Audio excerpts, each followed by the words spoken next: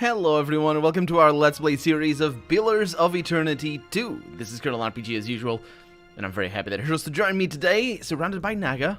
Well, we're not actually surrounded. This thing is surrounded, and we need to go there. I wonder if I can kill that without them being all... Yes, at once. Let's see what I can do. Let's find out. We have a save? Ready to... No, it's bad. It did not work well. Episode 135. That's the last episode. I always name the name of the episodes from the episode that it ended, because that way I can start with episode 1. So, we need to go in there, and we need to fix this thing. We have done it before, sort of. We have, and hopefully we'll do it again. As your hand touches the dim Audra, you feel the same cool, pricking sensation that you did when you touched the pillar near Port Mage. You concentrate on the pillar. The world around you swiftly falls away, leaving only the vast emptiness of the in-between. The Audra and a multitude of golden threads undulating off into the distance. For a second time, you gather the threads in your mind and bind them together, forming a solid tether that ripples out toward its distant anchor. Again, a crack sounds from the terminus. Your consciousness is violently pulled along the cord. You are prepared for the sensation this time, but are still disoriented when you come to a sudden stop. You find yourself standing behind a familiar Titanic statue as it trudges through invisible waters. Standing at Eothas' shoulder, your soul is dwarfed by the massive god's form. Energy pulses along the tether, each wave feeding the Audra's movements. He stops. His head cranes behind him, again accompanied by the sound of stone shearing and buckling. His eyes rest upon you. He does not reach for the cord, but considers you for a long span of silence before speaking. Your first attempt to contact me was brave. This second attempt, is it born out of desperation or something else? Why do you continue to follow me, Watcher of Cadnua? I love that second line. It's so good. You destroyed my castle and ate my soul, jackass. I love it. I guess it would fit my character, no problem. I do want to know what he's doing. Yeah, let's go with that first. Many Kith would like to know the god's designs. Why is it so important to you?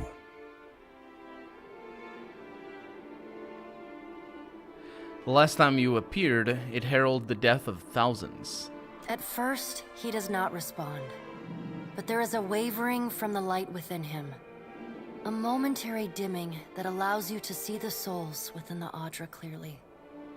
I never sought violence or death, but Margren and the Hand Occult have ensured that the world believes the madman Widewind tried to destroy the Deerwood and everyone in it. The madman.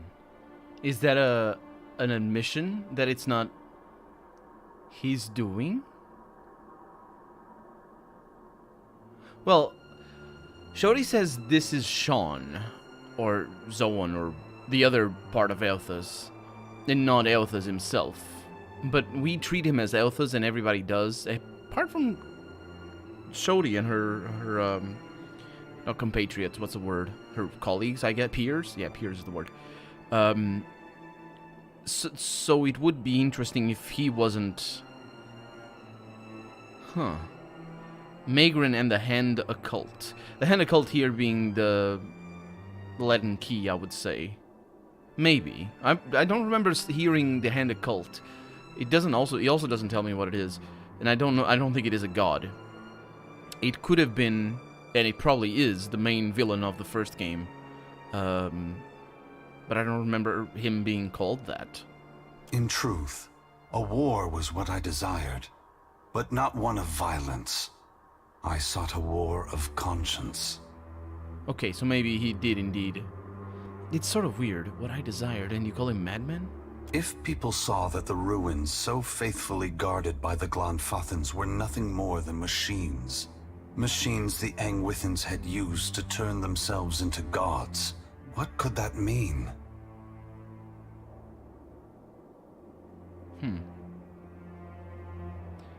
He wanted to expose...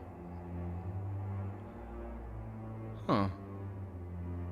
Just to remind you of what happens in the first game, the Glanfathans are a faction that guard the place where the Angwithans live. Now, the Angwithans are the civilization long gone, and they're we've seen their ruins, and the gods were created by the Angwithans. And the Pillars of Eternity, or what I would consider to be the Pillars of Eternity in the first game, are these machines. They're machines that work to shape where the souls go, and that's how they created the gods. Not that I was, again, not that I was aware of it or conscious of that being a thing when I finished the first game twice, because he does just such a terrible job of that. I feel. It's not my fault that I didn't get it. Come on. I really honestly didn't get it. It's terrible. But it is interesting that he wants to... Okay. It's interesting that he, as a god, wants people to understand that the gods were created by the Angwithans. Actually, some Angwithans turned themselves into gods. That's more or less what it is. He himself is one of those Angwithans. Ramble about how a god doesn't need to be the creator, and honestly, people wouldn't really like, there's no reason for the people of this world to assume that the gods that they pray to, or that they worship, that's the word, were the creators of the universe. And it just, and what I mean by that is that showing them the origins of their gods doesn't actually change anything. There's no reason for it to change anything, and and this game plays it. This game more than the first one, because the first one, the first one as well. I'm thinking of particularly the end of the first one, as well does that, and I've talked at length about that and about how I find it's ingenuous of the writers to have that sort of attitude. Because it would be so easy to fix, honestly, because all the setting needs to do is just make the people specifically worship their gods, Eothas and Waidwen and all those, specifically worship them for being the creators of the universe, or the creators of their race, or whatever, just specifically something that would invalidate them as gods once you realize that they were created by the Angwithans. And that's that. Just basically, that's how it goes. That's all you need. And it's so weird as well, because like we have common mainstream knowledge of gods that are canonically regarded as created by somebody else, or as the offspring of somebody else. And I'm specifically talking about the Greek gods and the Roman gods. I say Greek again, Hellenics. They're not necessarily Greek, but I'm specifically talking about those.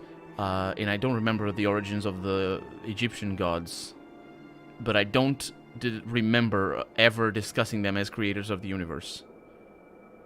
The whole creationism, I feel it's specific to certain religions. I think the Norse religion treats their gods as the creators of the world. But not necessarily in the same way that the Abrahamic religions treat their god as the creator of the world. There was nothing before, and then all appeared. Although there is a precedent. I mean, the fantasy setting, or fantasy settings, or the fantasy genre being so influenced by Tolkien, and Tolkien having drawn his fiction as a mythology, and specifically as a creationist mythology in the Silmarillion. If you read the Silmarillion, you can learn about how he envisioned the creation of his world, and it's all the big complex thing, but it's very much influenced by Christianism.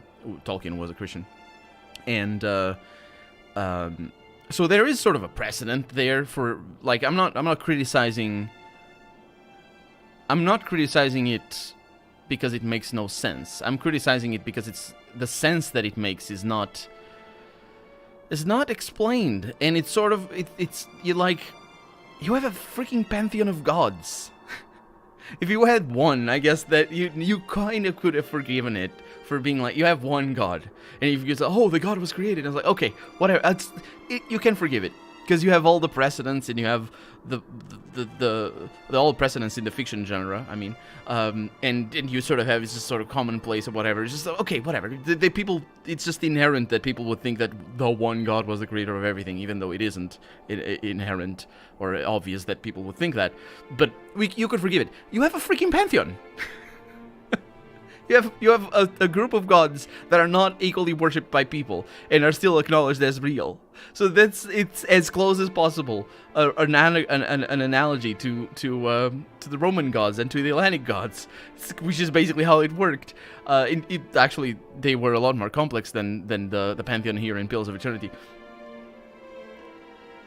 So this is all to answer his question. What could that mean? It would mean nothing. People don't care that the gods are created. It's not a problem. It is fine. But it isn't. It is a problem. It isn't fine. I mean, it is a problem in this game. And we know that, because we have seen that. It irks me.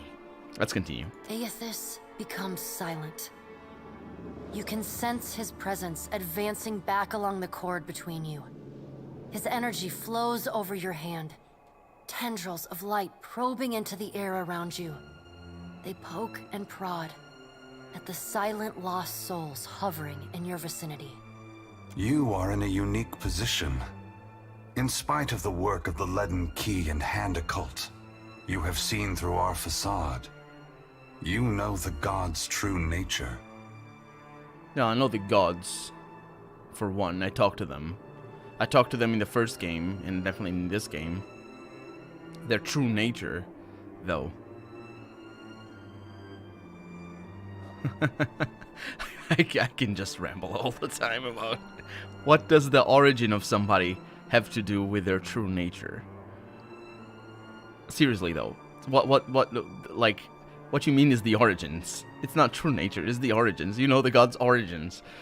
The nature of a god is, I would assume, more to do with their attachment to their principles, the way they treat their subjects, the way they treat their work, as in work as in opus, rather than work as in job, because obviously a god doesn't necessarily have to have a job, although there are plenty of occasions where gods have a job, and we can think of, actually, I don't know if they're a god, Atlas.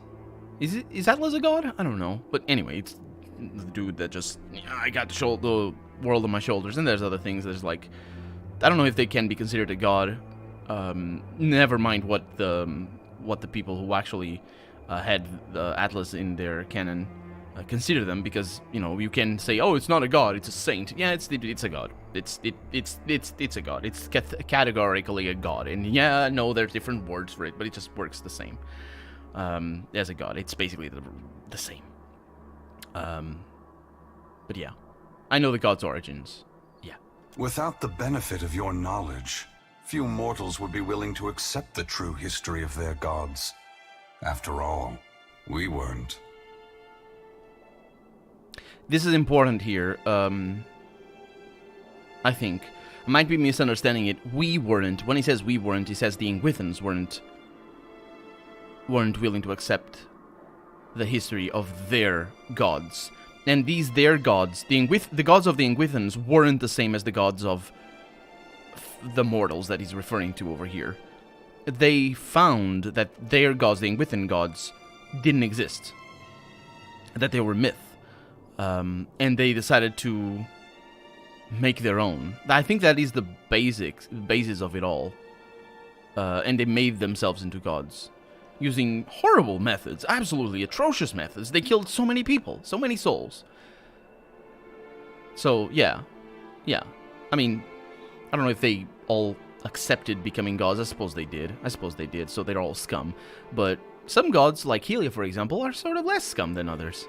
Like Waidwen, for example, or Whale. This is god of tricksters, or I don't know. The last time I walked Aora, I made a mistake in not revealing my true purpose.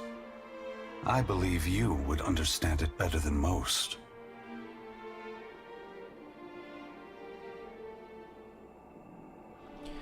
Interesting choices here.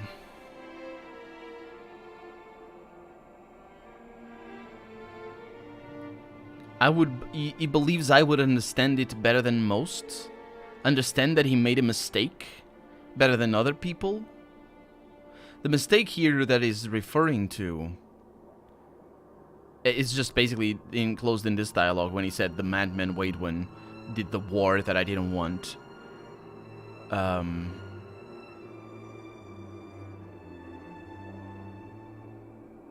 I'm gonna nod, but because I'm trying to be non-committal here, I don't know. So let's see what he has to say. Yes, I will tell you, but this is not the time. As I take this body farther from the lighthouse, the tether grows weaker, and I have already tarried too long. Soon this link will unravel completely. If I have not reached my destination when that happens, I will need to pull more souls from your world. Yeah, so that's what happened at Asongo. It is. When you contacted me from Port Mage, I had to sever my tether to the luminous Adra. Without it, I lacked the strength to reach Hasongo. I pulled souls from the creatures of the ocean and from the people at Hasongo until I could reach the lighthouse. The soldiers and Naga there were no threat to me. I did not kill them out of malice, but simply to keep this body moving. Few ever kill out of malice. Well, I say few. Malice here is just taken as, I killed him just because. The question of whether it was warranted is still, or rather, that's not about it being warranted. It's about if he should be stopped immediately because he's killing people. No matter his objective, especially if his objective is as irrelevant. It's basically as irrelevant as it is. So did I cause you to kill all those people? No, I didn't. No, he caused himself to kill. I will not accept blame for that. A heartless, pitiless act. Absolutely, I'll go with that. It may be hard to believe, Watcher, but I have pity for every soul I've come across on this journey. Even yours. Yeah. And yeah. Encroach is not the word, but, endear yourself to me by saying you pity me. And also, it's irrelevant. I don't care about your pity. He's a murderer. And also, he's a god. He was created by murdering people. Although many of them were willing. Some of them were willing. But some are many, because they were... Anyway. The edges of Eothas' massive form blur and dissolve. The huge figure retreats from you. As it moves, the tether begins to rapidly unravel. As Eothas speaks, his voice sounds garbled, fragmented, and distant. If you would know more, find me at the Ashen Maw in Margren's Teeth. I must rest there before I begin my final work. When I leave that place, you will not be able to follow. Before I go, I should return some of this to you. I still have need of the great power of your soul, but I can spare you this portion. You jerk. A pulse of energy moves back along the golden cord toward you. It feels familiar, comforting, even before it contacts you. The energy washes over you, flooding you with feelings and memories you had thought long forgotten until they settle back into the cracks of your soul. And then the tether and cord snap. Eothas' figure evaporating into dust that mingles with the endless gray expanse. Heat rushes over you, and the uncomfortable sensation of the Adra Pillar's presence cuts off. The gloom of the in-between is pierced by the light of the living world. You are back in the lighthouse, no longer dim. The luminous Adra beside you is filled with warmth and light. So what did I gain out of that? Apart from the blessings that are irrelevant. Rendezvous with Eothas in Ashen Maw. The Nagas stare at the glowing Adra, their diamond pupils wide. Sugan turns his gaze to you, his body in a cautious half-coil. Long have we kept peace with the sand-striped people. Good neighbors, I say. As long as we do not cross paths in mating season. But then, the foreign ones came and spread. Killed our people. Built their hives everywhere. Your type weren't exactly accommodating. We were sure the Godwalker came to cast them out. That driving them away was a holy mission. Curiosity and consternation simmer in his eyes.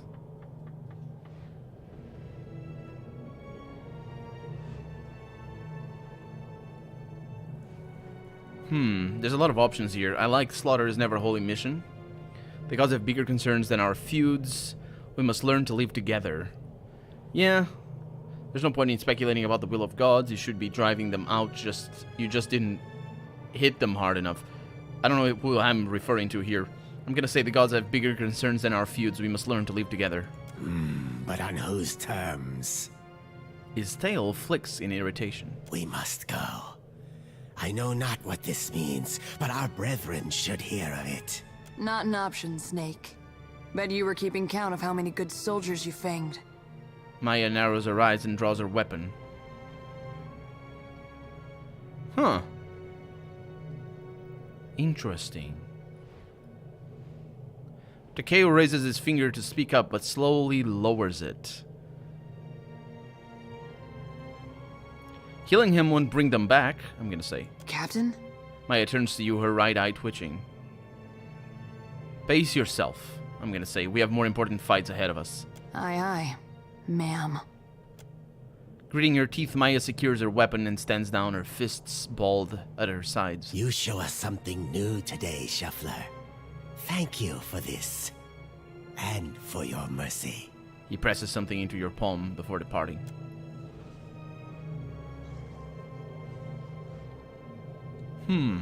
It is important that Maya, being a Rawatayan, was kept away from them. I would think. Maybe. Let's have a chat with her. Captain, a word? What's in your mind, soldier? No, wait. Oh, the option here is yeah, the contrast here is what's telling me what these options mean. Yes, Maya? What, did Ishi defecate in your favorite helmet or something? You've spoken to Eothas, which means you know what we're up against. If the fleet sailed up to him and fired every cannon at once, I imagine we'd have a fighting chance at taking a chip off his kneecap. There's no stopping him, is there?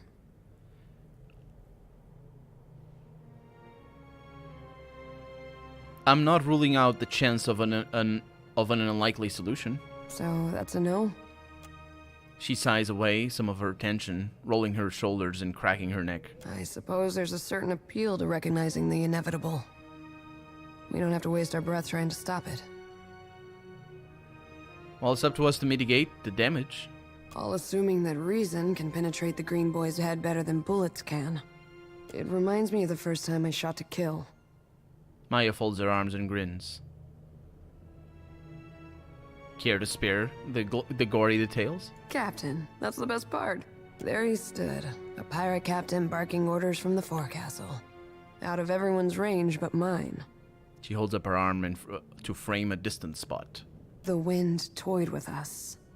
I took aim, never thinking I'd make the shot, but then I felt this awareness, like someone out there was aiming me.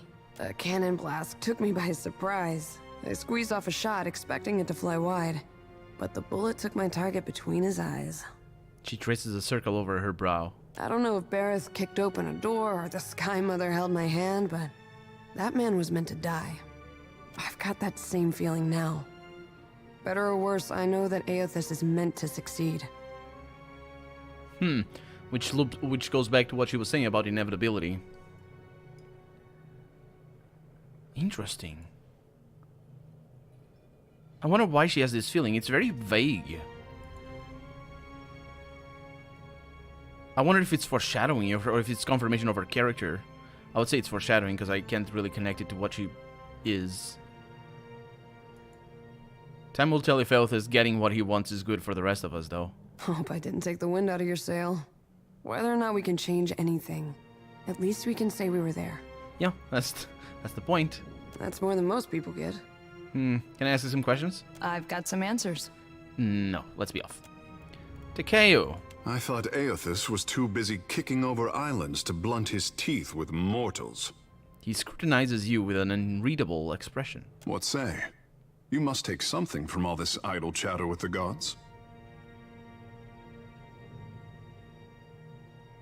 Nothing new. I've been at this before. For what does he listen to you, then? The gods I know are tight of lip and hard of hearing. Mine won't shut up. My lip and hearing is searching his feelings and needed... I could not imagine the inner workings of a god. I didn't mean to click. A mortal perspective, I said. And he said that he couldn't imagine the inner workings of a god. But then, I am not meant to. It is for mortals to flail in the darkness, I say, while gods point us toward light. Toward light, huh? They have a plan for us. The last thing they need is doubt. Better that they let us figure out for ourselves. I felt that weight of authority before. I have no desire to feel it again. Someone needs the power to shape our future. This. I'm gonna go with this line over here because this line goes more in hand with what I was saying before. The gods don't have a plan for us. They don't light our way. I realize that's stated. That's outright stated what the Eothas wanted the gods to be, that they would shape civilization. But in a world where you can choose your own god, and I said this before, and I still haven't seen a reason to not think as I do on this. In a world where you choose to follow Maegrin or follow Eothas, and specifically when they're at odds with each other, and Helia and what's the other guy that is all about the Smiths? People expressly choose their own god and their own way. And sure, they lead them in the way that their gods do, Eothas being like a specific doctrine and all that, but people still choose that. People still go and, I'll follow Eothas here and I'll follow Wade when there. So, in a way, we figure it out ourselves. And if we choose not to follow any god, we choose not to follow any god. And people do in this setting. I never got the impression that people of Gilded Vale were very close to Barath, because they sort of followed Barath. There was a bit of a conflict there between Barath and Eothas. But they didn't really follow either of them. A lot of people just they were going about their lives. So it feels, I understand Takeo would definitely feel that Hydra. Not Hydra. What's the goddess of the ocean? Ondra. That Ondra was lighting their path and all that, but yeah, I'm gonna say that one. Better that they let us figure it out for ourselves. As he weighs your words, Takeo winces a little. To be worshipped, to have others interpret your design. It is not fair, I say. For what should a god worry about such cares, when theirs is the hand on the tiller?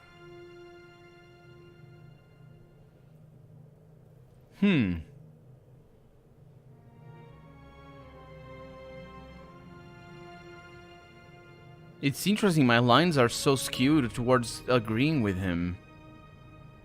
Is it theirs? The hand on the tiller? Or are they just or are just very powerful? Because they are just very powerful. Are we still talking about Eothas? He pauses, blinking at you with a handful of hair pressed between his fingers, because he was messing with it. Kara, I did not wish to burden you. These days I am having to think harder than my pampered years. And I believe he was talking about himself. He thinks himself... Well, he thinks highly of himself. Very much we know this. Because of his caste. You will forgive the handsome fish if he is as curious as the green god. He rubs the back of his neck and chuckles. At least Eothas has you to keep him in check. What happens when we catch up to him is something for future Takeo to worry about. The world around you darkens, and once again you feel an insistent tug for your attention. The pull centering from Takeo's soul. And I'm gonna surrender to the sensation, but not this episode, because we're out of time for the day. So for right now, I'm Colonel RPG, and this has been Pillars of Eternity 2. I really hope you've enjoyed it, and if you did, go ahead and leave a comment, like the video if you want to see the next episode come out sooner rather than later. But above all, thank you so much for watching, and I hope I'll see you next episode. Bye-bye.